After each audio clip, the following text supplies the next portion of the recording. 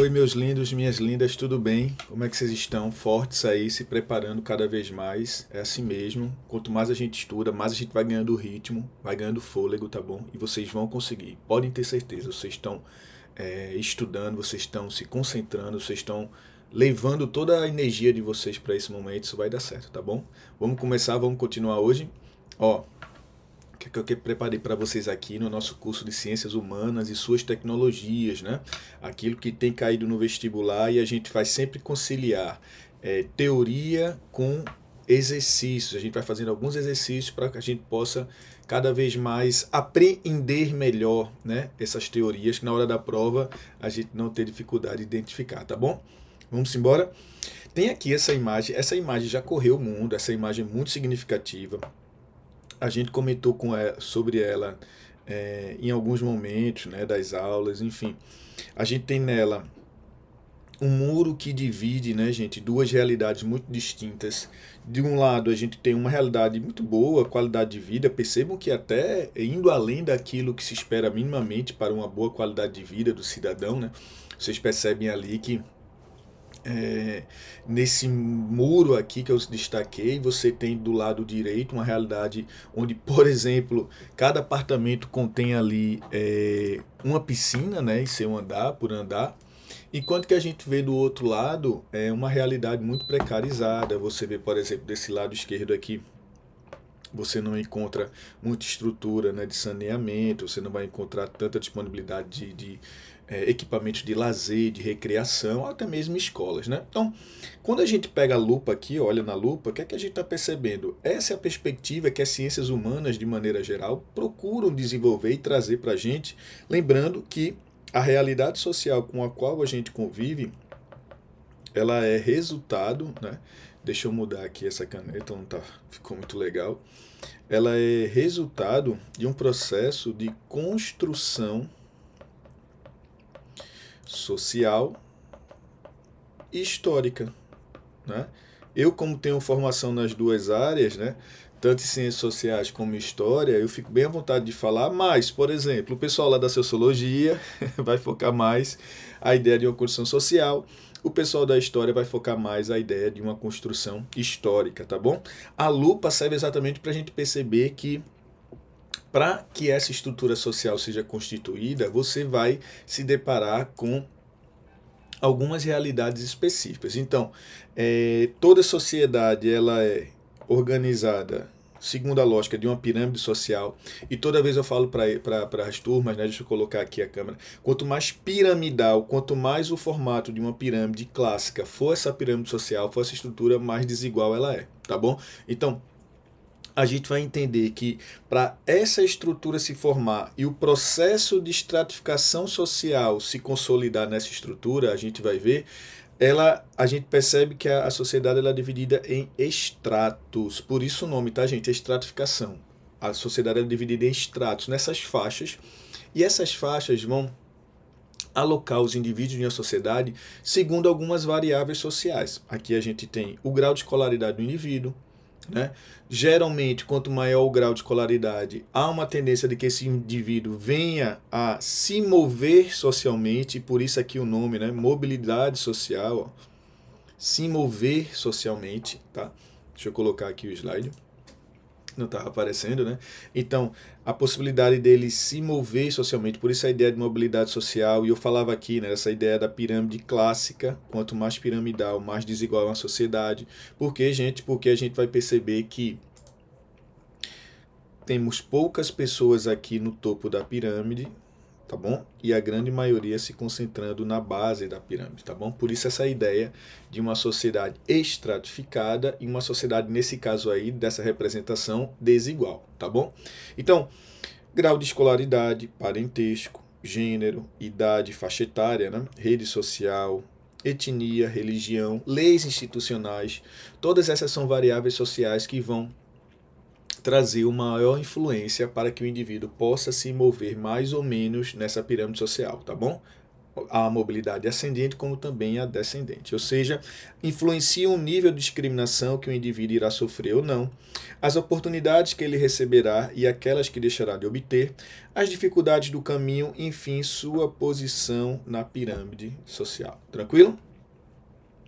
A gente então percebe, com um aspecto agora mais ligado à reflexão sociológica, né, que os indivíduos em sociedade eles estão inseridos tão fortemente nesse processo e nessa cultura que muitas vezes eles não percebem, né, o quanto isso é resultado de um processo de construção social histórica. Então, essa relação entre indivíduo e sociedade, que a gente já viu, é o objeto de estudo principal das ciências sociais, né, no nosso caso, da sociologia, também intermediado e permeado pela cultura, é o que organiza a nossa estrutura social. Então, ela é composta de uma relação intrínseca, tá bom?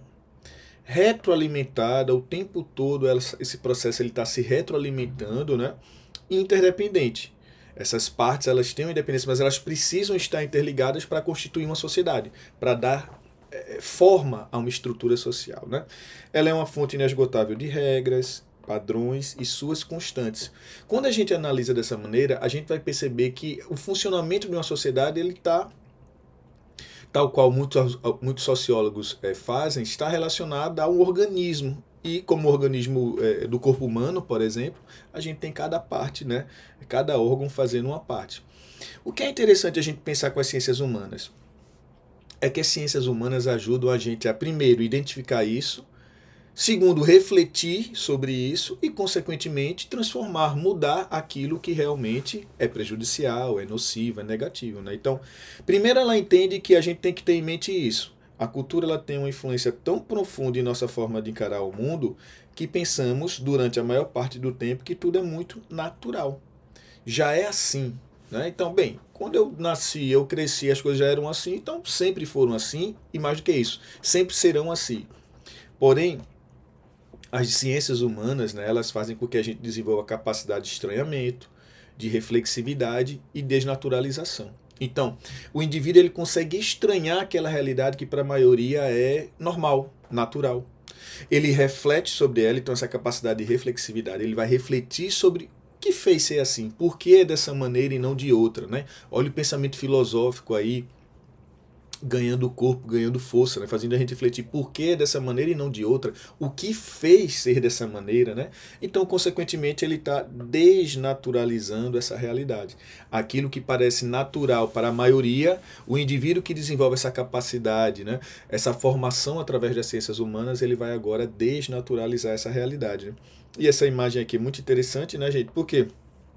Nós temos aí um ser humano que, percebam, ele mesmo está se desconstruindo e ao mesmo tempo se reconstruindo, construindo de outra forma, né? Aquele bloco de pedra mais forte, ou seja, aquilo tudo que fez ele parecer a realidade natural, agora ele mesmo está desconstruindo e se reconstruindo, né? Então, essa capacidade que as ciências humanas trazem para a gente, tá bom?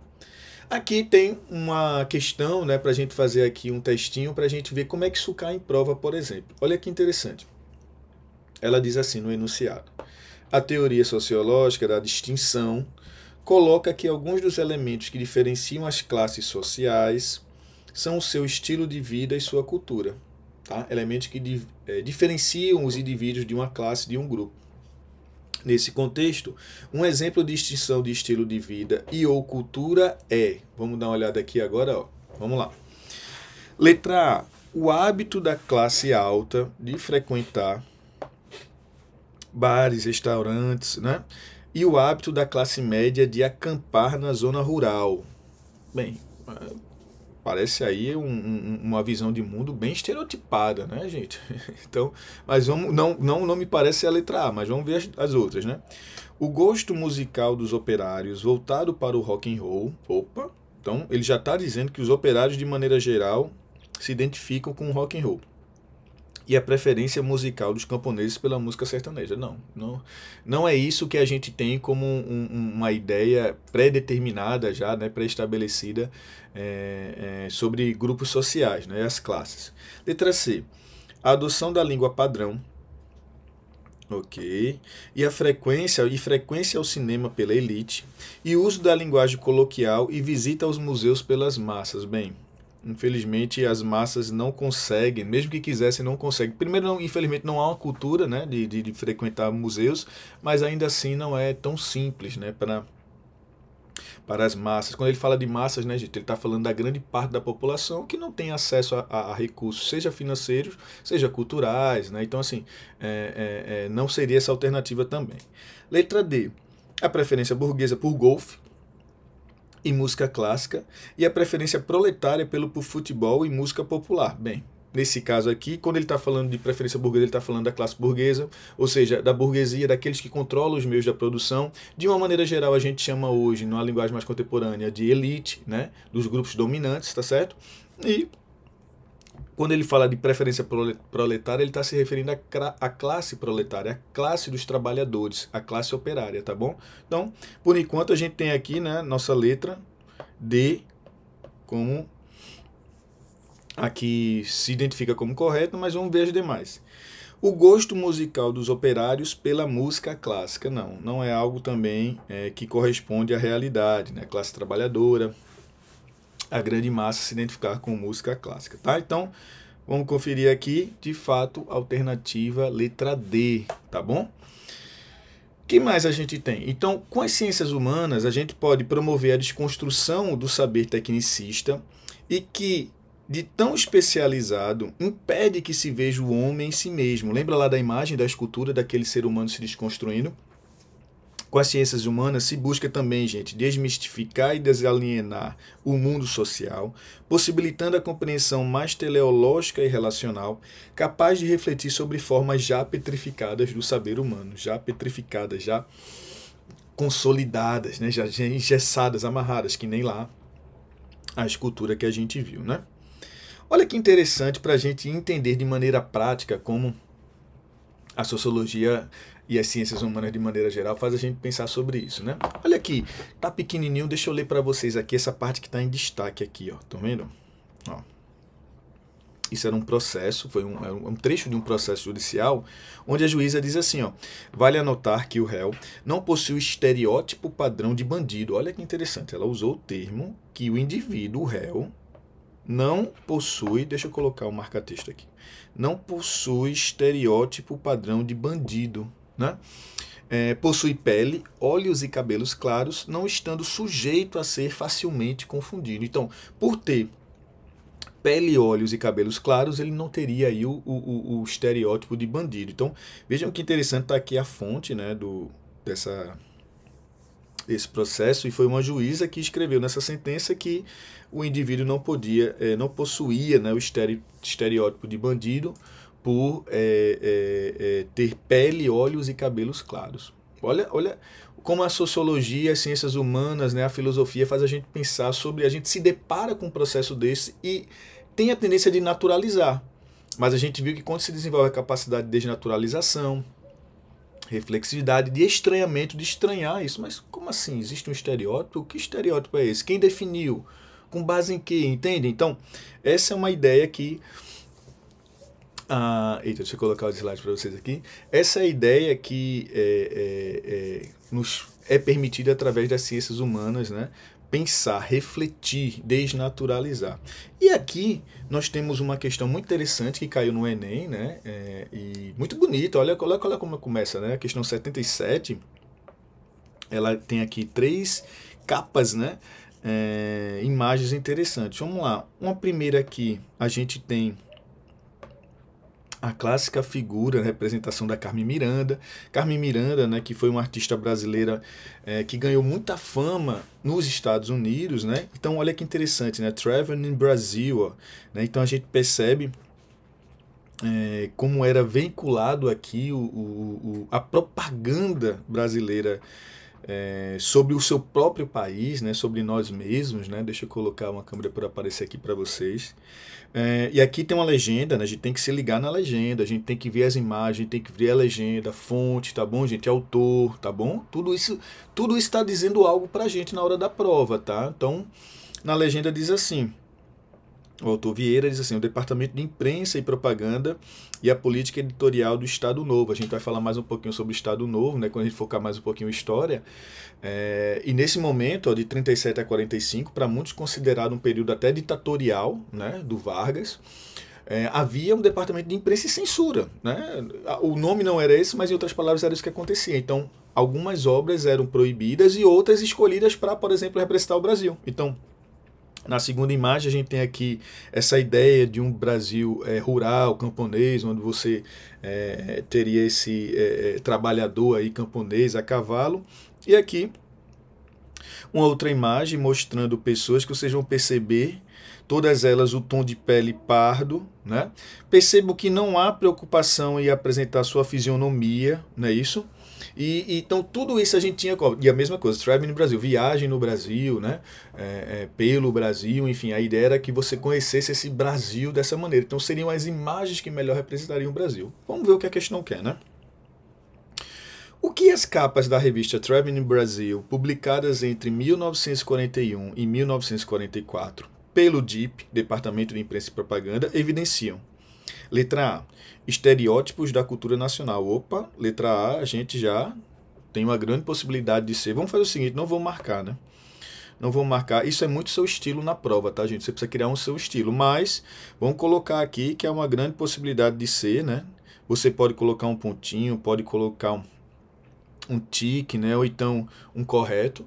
Tá bom? Outra forma interessante é você eliminando aquelas que você tem certeza que não são correspondentes. Né? Então, por exemplo, letra B, exploração da população pobre. Veja, gente, isso já existia no Brasil, mas não é isso que as imagens estão representando, concorda? Preconceito de ordem racial. Bem, na terceira imagem a gente até viu que havia um destaque para a população negra e parda, mas naquele contexto ali não havia necessariamente preconceito. Se a gente considerar as outras imagens, então isso nem é relatado, demonstrado, citado. Né? Então a gente elimina essa. Política de censura midiática. Vejam que eu falei que o DIP faz isso. Olha só, se liga nessa questão, tá? Aí, professor, não, mas o DIP não era esse órgão que regulamentava, censurava mesmo obras artísticas, jornalísticas, enfim, a liberdade de expressão no Brasil? Sim, mas não é o que as imagens estão mostrando.